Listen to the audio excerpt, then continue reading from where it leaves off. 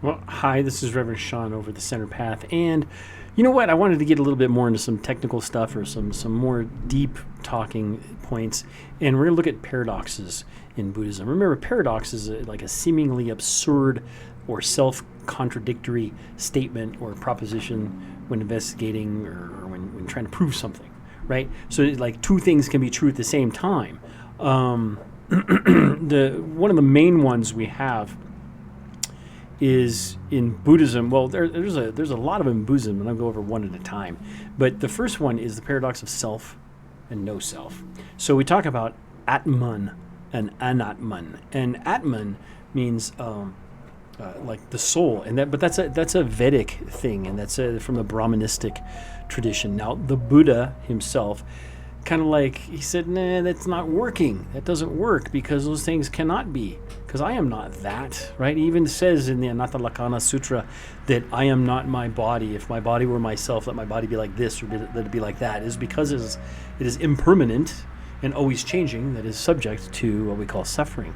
So the teaching of no permanent self, or anatma, anatta really, is yet we are responsible for our actions, right? And karma, so that's us again. The paradox: if there's no I, if there's no me, right? There's nothing like me wise. Who acts and who's reborn, right? That's one of those questions, and it's one of those like unending questions, and that's the idea of a paradox. It's like a cyclical kind of question.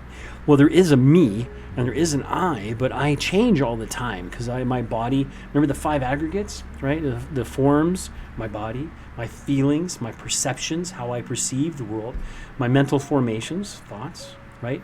And consciousness and feelings, right? So those are those five things that are continually in flux. And as an aggregate, which means like granite is an aggregate, and because it has a lot of different things. A piece of granite has a lot of speckles in it because it's made with a lot of different minerals, and that's the same thing we are. So whatever continues as not a fixed self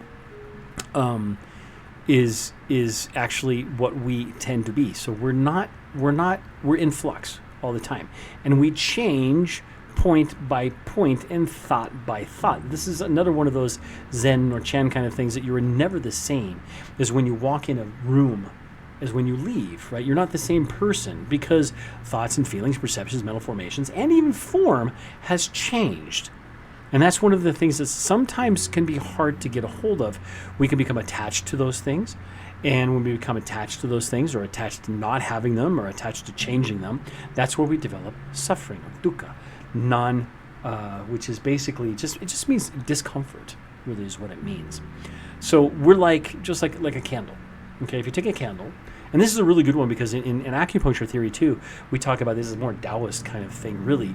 But a candle explains the qi, which is our body energy, the jing, which is our internal energy given to us by our parents and our genetics, and then shen, which is our spirit, we would say, or the expression of those things, would be just like the candle. The candle flame would be that qi energy, and the candle flame is really us because, well, the whole thing, because we have the wick, right? The wick and the wax is what the jing would be. We only have so much, and after that's all gone, we die. Right, that's the way it is, and these are the understanding points. And then the last one, Shen, is the light that shines off it, and that's our spirit or our like influence on the world. We can, if it's very dark and we're a bright light, we're shining light everywhere. But that whole thing is definitely impermanent, right? The light that shines off it is impermanent. It's going to change all the time depending on the thicker. Is there outside winds or inside things going on? Was there a little bubble inside the wax that caused it to sputter? The flame?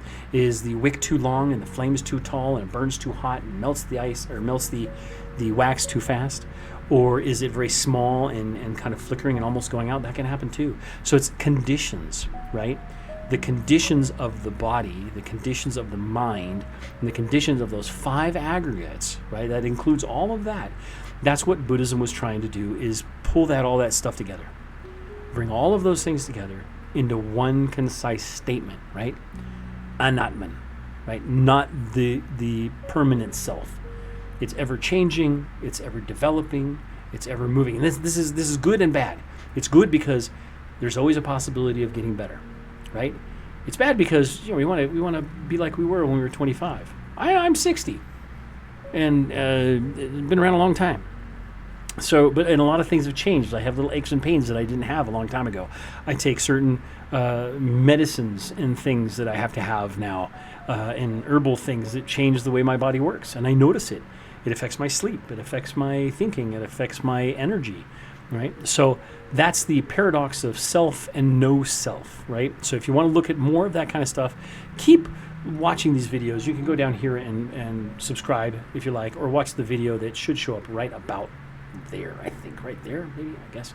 And I'll talk to you guys soon. I just want to do a little 5 minute, 6 minute kind of thing on one of the paradoxes. So we're going to continue with paradoxes, about 5 minutes each, okay? So follow me and let's learn something. If you have any comments or anything, comment down below. I'll do more, or I'll explain more. Okay? Talk to you soon. Bye.